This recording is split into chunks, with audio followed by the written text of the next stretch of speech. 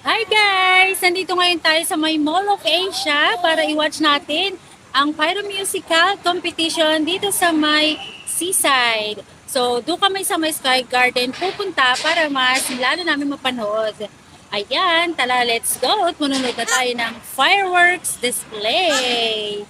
Halos nasa tapat na nga lang kami ng gilid ng Giligans na may parking lot at dahil di na rin kami nakapasok ng Sky Garden at ng Seaside dahil may mga ticket po palang babayaran bago ka makapunta sa may center at makakapanood ka ng mas magandang view.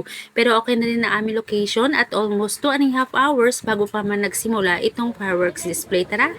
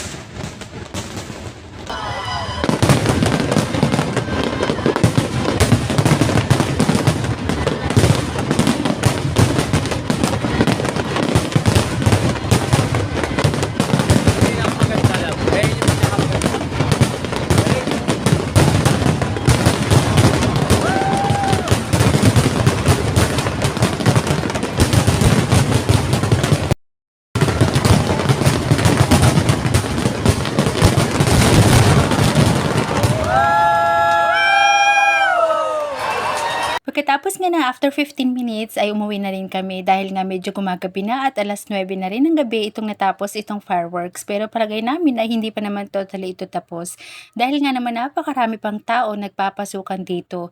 Yan nga po yung mga halos hindi na nakapasok sa may bandang sisay dahil nga sobrang puno na at may mga entrance fee or ticket na rin po na babayaran bago ka makapasok. 15 minutes nga lang po yung fireworks na aming tinanood pero feeling namin na may mga kasunod pang mga show. Next week na nga rin po pala yung mga bang palabas pa at competition. So Netherlands nga po pala yung nag-perform sa napakagandang fireworks display na yon. Ayan po at pauwi na rin kami at talaga nga naman napakaraming tao ngayon dito sa may Mall of Asia.